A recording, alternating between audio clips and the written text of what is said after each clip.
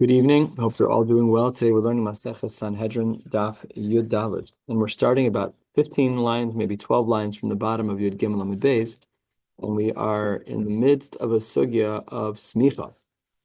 And there's a strange brisa. The brisa says, the first word on the line is me'ula, and the next word says tana. The brisa says, smicha u smichas zekenim begimel.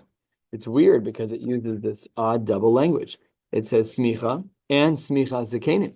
So we learned about smicha zekenim already. We learned about that because that's when they put their hands on the animal's head. So my smicha zekenim. What does each of these phrases mean? Amar Rav Yochanan.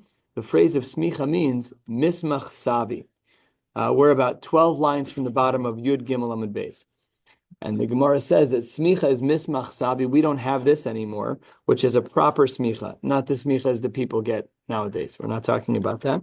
Rashi here says mismach savi, 8 lines from the bottom, likros lahem Rebbe, so that they should then be called Rebbe. So our smichas are not to self-deprecate, but they don't compare, even to 50, 60, 100 years ago. In Yeshivas Chachmei Lublin, by Rabbi Shapiro, who started the Daf Yomi, you couldn't get in unless you knew 200 Blat Baal Peh and the Mesilas Yesharim Baal. No one was even talking to you. You were zero until that happened. So the base standard of a guy, and this is not even being a Rav, that's getting into the yeshiva. That's not that you're not the mutzlach in yeshiva yet. You're just an entrant. Not that you're nothing, My how things have changed. So this we don't have anymore. So when we say smicha, that is what we mean. It's mismach sabe. It's making the people into rabbanim. That you need 3 people to ordain a rabbi. Certainly not what we do now. If you want to say that it's based on the pasuk, this pasuk is in the singular, vayismoch, and he should be somech, therefore one person should be enough. And if you want to say Moshe, granted is one person, but he's representative of the Sanhedrin of 71, so we don't have a good Mari Makom for how we know that smicha requires 3 people. Smicha of Rabbanim, Kasha. And then the Gemara says 7 lines from the bottom, Amar le Ravacha Bered de Rava le Ravashi, Biyada Mamish Samchin Anlei.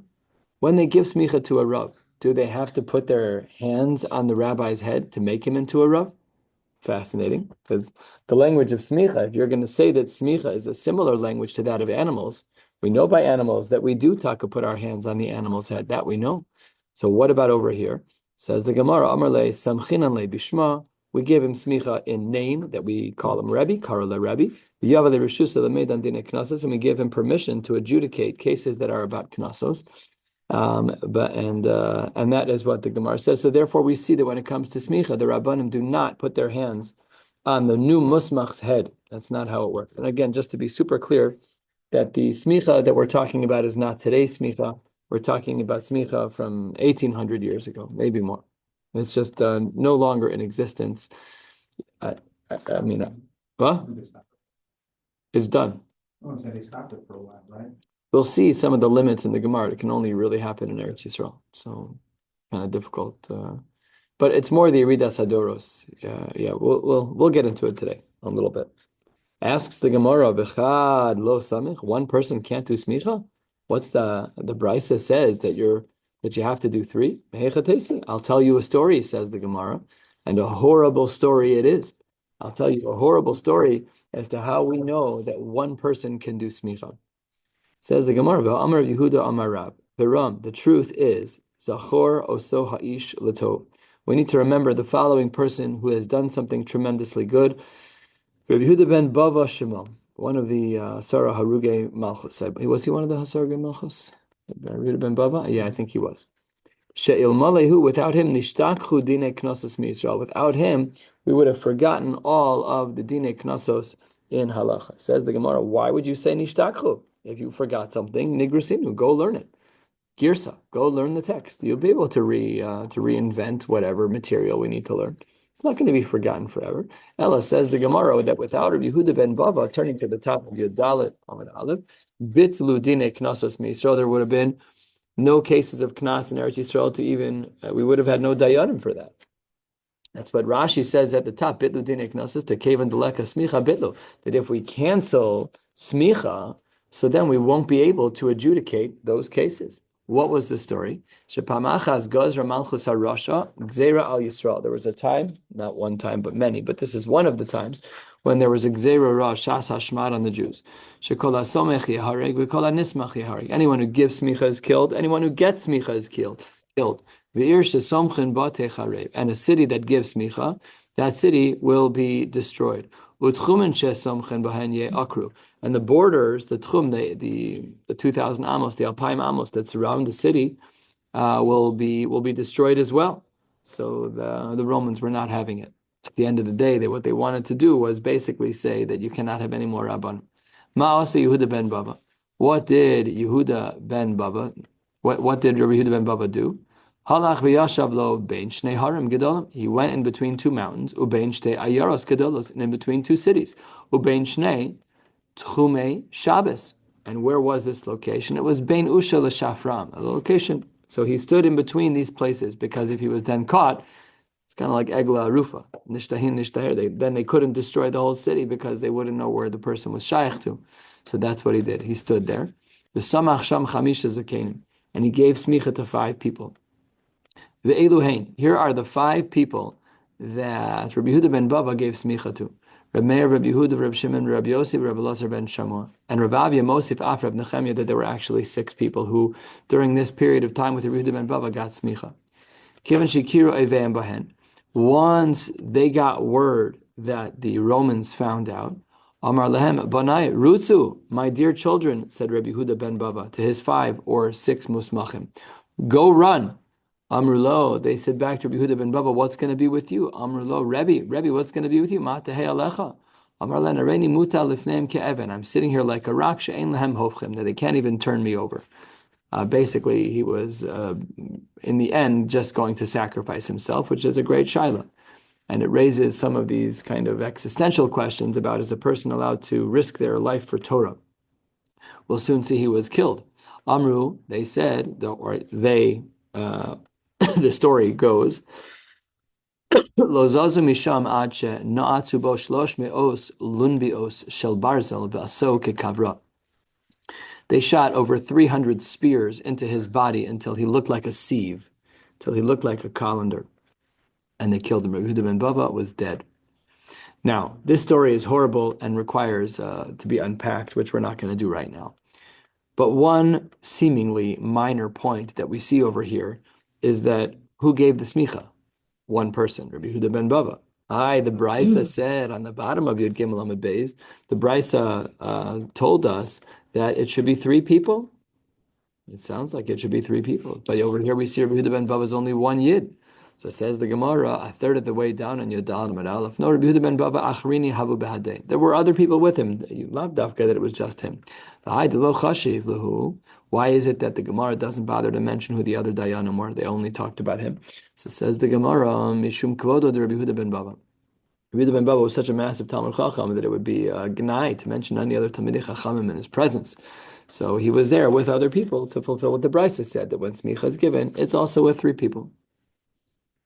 The Gemara has another side issue with this story. Rabbi Meir, Rabbi Yehuda ben Baba Samche. Rabbi Meir was a Talmud of Rabbi Akiva. Why are you saying that Rabbi Yehuda ben Baba gave smicha to Rabbi Meir?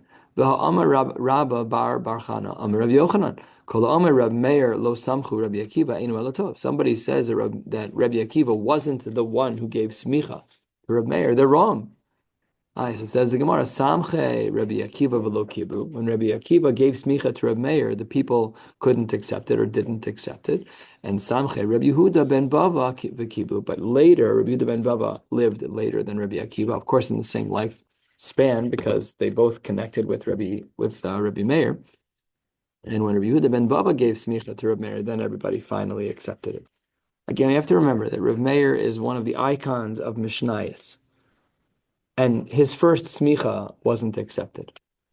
I mean, it's an unbelievable thing. What level must he have been on? And still, Afal Pikein he got smicha from Rabbi Akiva, and it wasn't enough. It's hard to fathom, really. It's hard to fathom, and I didn't look into this. I'm just reacting off the cuff with my own feelings. So difficult to understand. Rabbi Akiva, what wasn't enough of a Talmud Chacham. It's so hard to understand. So Phil said he was too young. He was young. He was age. Just Afal Even even so, you're talking about these are not just 13-year-old pitcher. I'm just saying these are the greats of the greats of the greats. Well, we know that he was at least 40. He wasn't from till he was 40. So what does young mean? No, he were ordained Rabbi Meir. I know. But Rabbi Akiva was still Rabbi Akiva. He was an older gentleman. You're saying Rabbi Meir was young. Rabbi Meir. Yeah, but so what? But if Rabbi Akiva is a Gavra Rabbah, he was in his 50s by this point. Anything that Rabbi Akiva says goes. He's Rabban Shel Yisrael. I don't know, just my own reaction. Anyways, says the Gemara, Amar Rabbi Yeshua ben Levi, about a third of the way down, Ein smicha b'chutz la'aretz. This goes a little bit to what Tax was saying. There is no smicha in chutz la'aretz. The smicha that we're talking about, of smicha save, as the Gemara referred to it on the bottom of Yud Gimel Amud Beis, cannot apply in chutz la'aretz. My ein smicha. What does it mean when it says that there's no smicha in chutz la'aretz? If what you're saying is that there's no knossos in chutz la'aretz, that's not true, because v'hatnan Sanhedrin no haggis bein ba'aretz and chutz la'aretz. We have Sanhedrin and chutz la'aretz. So that can't be that you're not able to have dinei knossos. What does that mean? Ela de lo samchinan b'chutz la'aretz. It means that we don't give out smicha in chutz la'aretz. So it says the Gemara, well, pshita, the following is true. Somchen b'chutz la'aretz v'nismachin ba'aretz ha'amrinan delo.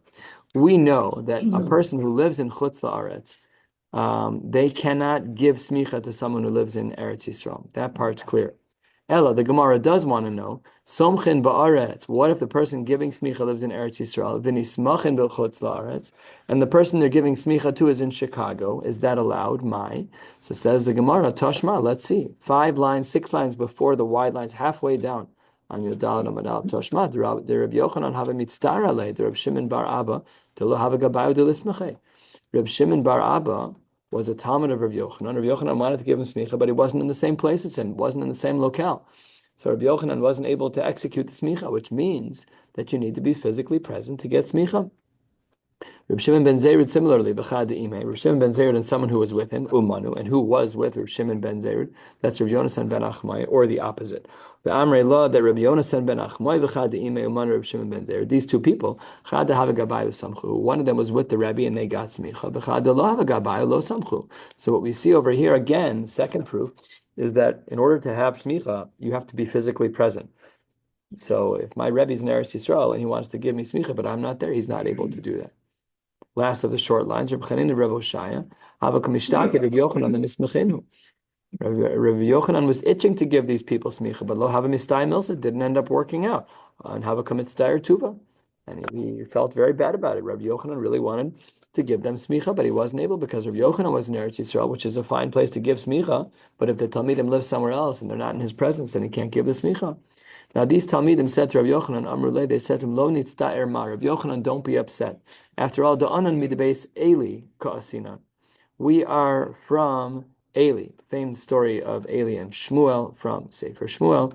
And what was it about Eli? You weren't allowed to get smicha if you were from Eli. Why? Dam Rav Shmuel Bar Nachman Amar Rav Yonasan minayin she'ein nismachin lebeis Eli. How do we know that there's no smicha by Eli? Shenemar lo yezkam beveisecha kol yamim. There's not to be any elders in your home. Ay my zaken ilenu zaken mamish. If you want to say that when the pasuk says by Eli lo yezkain beveisecha kol yamim, that it means age, we already know that they weren't going to live long lives. Kol marbis beischa yamusu anashim. Ella, it must be that we're talking about smicha, and we see that these talmidim were from Beis Eli, and therefore, Rabbi Yochanan, don't be so upset that you can't give them smicha. You couldn't have given them smicha even if you tried. Similarly, 6 lines into the wide lines, Reb Zera have a mitmar lemismechei. Reb Zera would hide from getting smicha. He was being very humble. He didn't want to get smicha. The Amar Rebbe Elazar leolam have a kabil v'kayim. Very unique language. If you look at Rashi a little bit more than halfway down, Rashi says a very strange interpretation of the word kabel. He says, have a kabel, afel, that's darkness, or afel, and v'kayim v'tichya. So basically, if you are in the dark, then you'll live. Namely, if you stay humble, don't get smicha, Just sit and learn. Just do Ratzon Hashem. You don't need the title. Go away. Just go on, then you'll be fine. But Kevan Deshama Lahada Amar Rebbe Lazar. But then he heard another comment of Rebbe Lazar. What was this new comment? Ein Adam Ola Legdula Elim Kain Mochlin Lo Al Kol Avonosav. That a person will get kapara for becoming entering into a position of gedula. So because they have mechila avonos am tzila nafshe, then he worked himself very hard. Reb Zera, in order to get smicha. Then he worked very hard because he had an opportunity to get rid of all of his chatoim. The Gemara says, "Ki samchul Reb Zera." When they did give smicha to Reb Zera, sharu lehachi. They sang a song. We don't know the niggin, but they did sing this song, and the words that they sang are words that typically speak about a kala. Lo kechal, no eye makeup, velo sirak, and no face makeup. Below pirchus v'alaschein, and no more of the decorations that a woman typically has. You don't need any of those. Basically, it was a compliment that he was so humble and so basic. He was beautiful without makeup, kind of a deal. That's kind of what the Gemara is saying. Obviously, it was not talking about wearing actual makeup. It's just basically highlighting that he was a very simple and humble person in a very wonderful way. And Kisamchu the Rab Ami Rabasi, in the early periods of the Amoraim, when Rab Ami and Rabasi became Rabbanim, Sharu Lahachi, they said, Kol min dain, smuchu lana. People like this, they're the ones who should get smicha. Lo sismuchu lana, lo misar mitin. We don't want people to be misar mitin. We'll translate these in a moment. V'lo misar misin, v'amri la lo machmisin, v'lo mitur misin. We don't want people to have smicha who are these kinds of people. And let's take a look at Rashi as to what these languages are. Says the Gemara, sarmisin. Says Rashi, sarmisin. Rashi says, Lashon Havchanim, they're hypocrites. Kimo Saras es Amikra Misofo, the Rosho Shemahabchen es Tamei Torah. They make mistakes in what the Tamei Torah are. What are Sarmit? And Lashon Smartut, a dirty garment. Klomar She'ein Nosnin Tam Hagun L'Divrem. What's the connection between these two things? Not clear from Rashi. Turmisin, we don't know what that is. I skipped one. Chamisin Chamsonin, Shemonin Milomar Tamei Torah. They hold things back when they're teaching. Basically, going back into the Gemara, the comments and compliments that they were saying about Rav Ami and Ravasi is that they were the role models of what a Rav should be, and there was no negatives about them at all. Rabbi Abahu ki hava'asi mimisifta lebei Kesar. When Rabbi Abahu would go from the yeshiva to the home of the Caesar, nafke matrunisa the Beit Kesar, the women of the Beit Kesar would come out and they would sing umesharian lei. They would sing a song to him. It's a shtickle kolisha. What was he supposed to do? He's got to, just the way things are. My children ask me this question all the time. We don't listen to Kolish in our house, but when you go into if you go anywhere, Mariah Carey singing a song. It doesn't matter where you go. You can be in Jewel and there's happy holidays, all the songs. It happens all the time. So the poskim discuss this. What is that? Is that what it means? Your intentionality behind it. It's recorded, all these tserufim that are reasonable. Anyways, these are goyim and no control. But what was the song? They thought Rabbi Abo was like an unbelievable person. He was Makadesh Shem Shemayim. What did they say about him? Rabba de Ime. He's the teacher of his people. Medabrana de Umse. He's the speaker for his ummah, for his nation. Butzina de Nahura. He has a very bright countenance. He was a very good-looking person. Brich Masyach Lishlam. Your city should be blessed with you. Very, very warm compliments. These are what? Pep talk, really. Yeah, they're saying they were being very, very complimentary. And these are the kinds of people that you want to be Rabbanim. They're people who are Mekadesh Shem Shamayim B'Rabbim. The second that people see them, Ashrei Olato. Who are your parents? You're an unbelievable person. Good job. All right, let's get into Arifas Egla Bishlosha.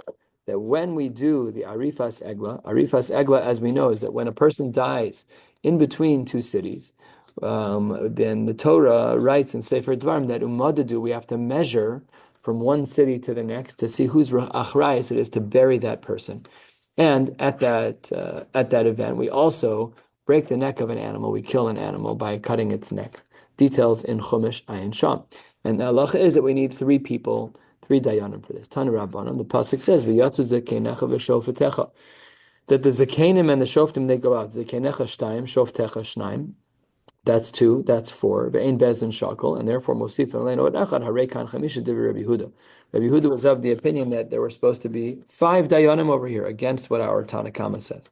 Reb Shimon Omer Zekeinecha Shnaim. That's it. We don't darshan the word shoftecha. We only darshan the word zekeinecha. Vein bezdin shakol. So 2 plus 1 mosif lemeorachad rekan shalosh. That's going to be shlosha. That's going to be the din of the Tanakama. So we have a machlokas between Rabbi Yehuda and Reb Shimon in regards to whether or not we darshan the word shoftecha. I've Reb Shimon. Hi shoftecha my avidle. You who say that the word shoftecha is not available for drasha. So what do you do with the word shoftecha? So he says, it should be the choicest of your dayanim. Meaning it shouldn't be a regular bezin. It should be high level, high caliber mumchen. Rabbi Yehuda, where do you learn about mumchen from? It says the Gemara, mi ziknei zikanecha nafka, from the fact that it could have said ziknei. Why did it say zikanecha? Pasuk says v'yatzu zikanecha v'shovtecha. It could have just said v'yatzu ziknei and shoftim v'shovtecha, but it didn't say that. So therefore we can learn both. Reb Shimon says you can't do that. Imi ziknei, havamina ziknei hashuk. Without saying ziknecha, I might have thought it would have been even the elders in the shuk, meaning even non-mumchin. And therefore, kasav rachmana ziknecha. Because of ziknecha, then havamina sanhedrin tana. Therefore, kasav rachmana v'shovtecha, mimi yuchadim shebe shoftecha. We need the highest caliber, not a sanhedrin tana. We need people of the highest caliber. I Rabbi Yehuda Gomar Zikne mi v'samchu Zikne ha'edas yadayim alahalan miyuchadim shebe'eda avkan miyuchadim shebe'eda.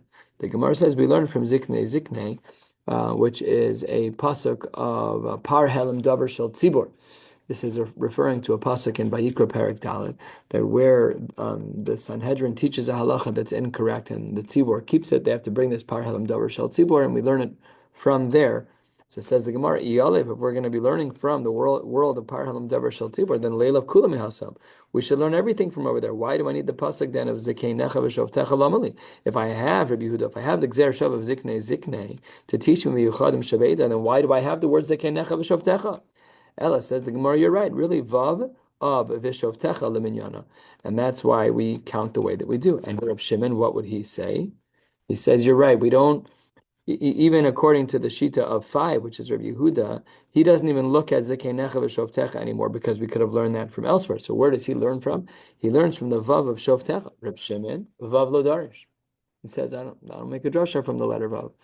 Then the Gemara says 2 lines from the bottom, if that's true, v'yatzu shnayim umadadu shnayim. We have a lot of Vavs in the pasuk. We have v'yatzu, we have umadadu.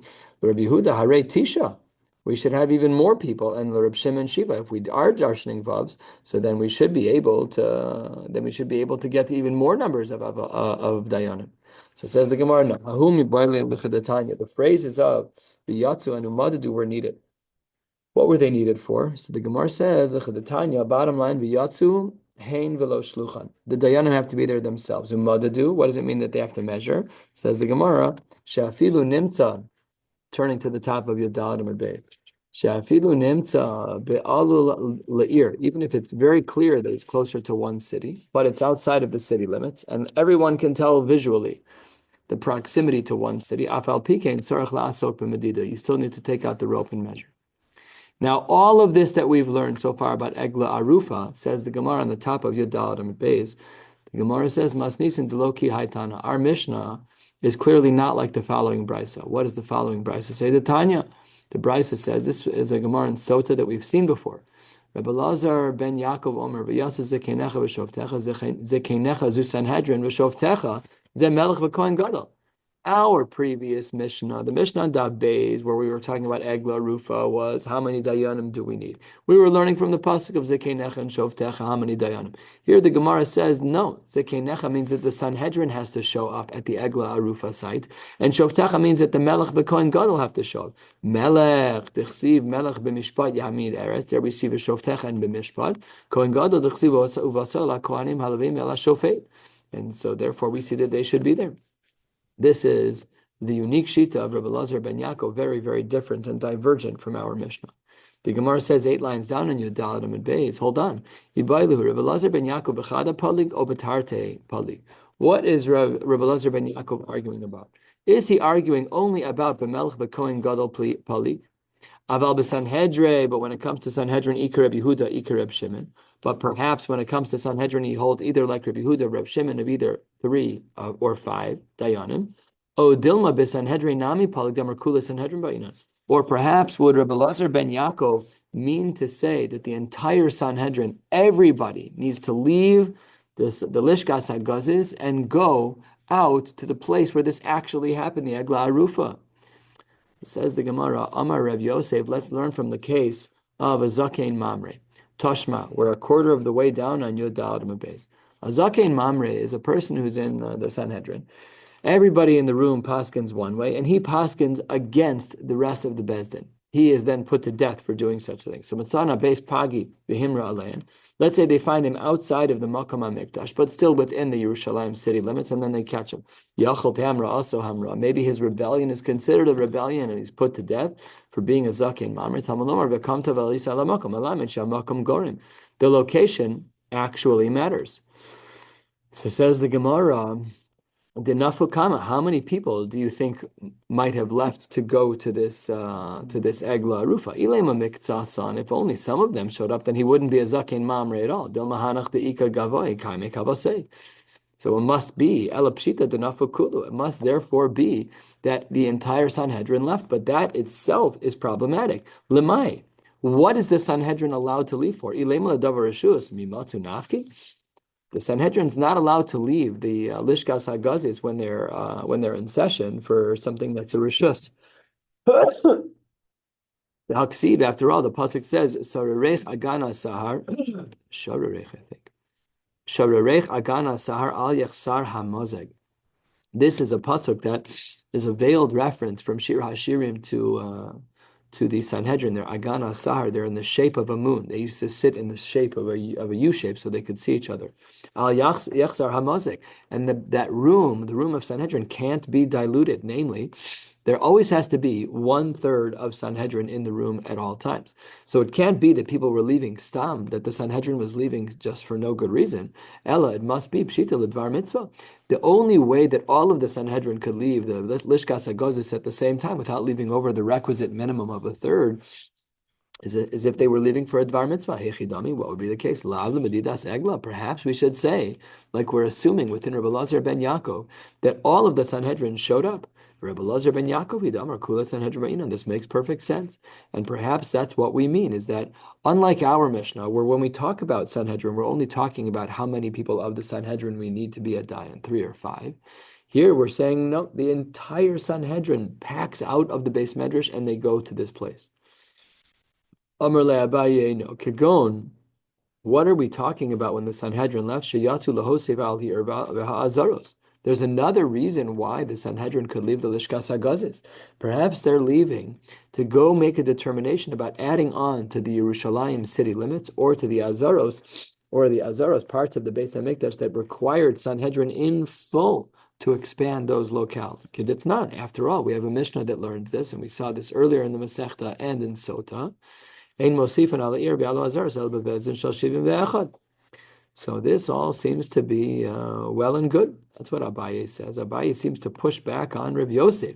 Rav Yosef was the one who said, and on 1/3 of the way down, Rav Yosef was the one who said that they must have left for Egla Arufa purposes. Abaye comes around and says, no, they didn't. They left for Azaros and Bezdin Shal. They left for Azaros and Mosif and Al Ha'ir. And nevertheless, Tanya Kabasi, the Rav Yosef, we see a brisa that's like Rav Yosef. What does that mean? What does the brisa say? Mitzana Beis Pagi. If we find the Zakein Mamre outside of the Beis Hamikdash area, but inside the walls, V'Himra Alein, and he gets caught as being a Zakein Mamre, he paskined against everybody else in Sanhedrin. Kigon Shiyatzu L'Madidas Egla L'Hosif Al Ha'ir Al Azaros Yachol Shetehamra Asuhamra. So the brisa here seems to record both of the different possibilities as to why it is that they're leaving. That shows us that Rabbi Yosef holds, like Rabbi Elazar ben Yaakov, that the people who need to show up at the Egla Arufa is the entire Sanhedrin of Shivim Ve'echad. That's a lot of people. But Talmud Lomar that the Zakein Mamre won't be put to death because V'kamta Be'alisa Alamakum Lamed Shamakum Gorem, and therefore we see the brisa is like even the opinion of Rabbi Yosef, that we hold, like Rabbi Elazar ben Yaakov, that the entire Sanhedrin of Shivim Ve'echad needs to show up at the Egla Arufa. That seems to be the conclusion of the Gemara. A shocking occurrence. If you could just imagine this right now, right? These things can happen right now in Eretz Yisrael. That outside of Yerushalayim and between Yerushalayim and another city, there's a dead body that's found.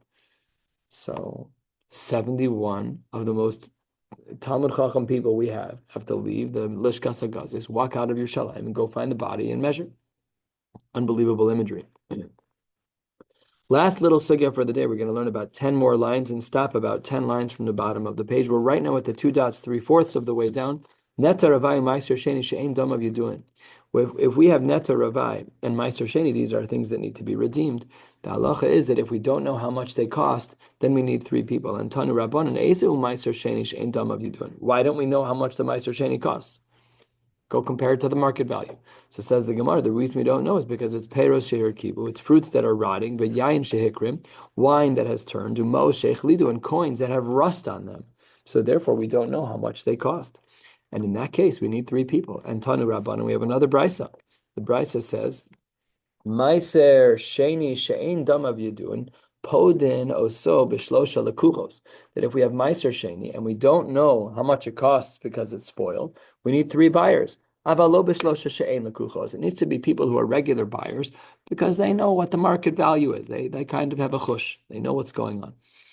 Afilu nachri echad mehem. And even if one of the people there is a goy, that's permissible too. Even though what we're talking about is Meiser sheni, it has halachic status, but we assume that he's telling the truth. There's a principle like this in halacha called meisiach lefi tumo, where a non-Jew, we rely on them to say things all the time. If they say something that's in passing and they have no skin in the game, so then halacha is that they're trustworthy. And afilu echad mehem bailim, even if one of them is the owner, there's still a normal market value, and we don't assume he's too nogeh b'davar.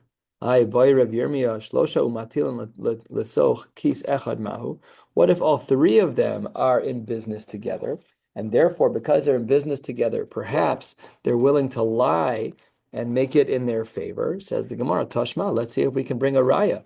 And with this, we're going to close. Maybe we should say, Ish ushtei nasha podin meiser sheni she'ein dam of yidun. A husband and his 2 wives, they're basically the equivalent of business partners because the money benefits all of their bottom lines, all 3 of them.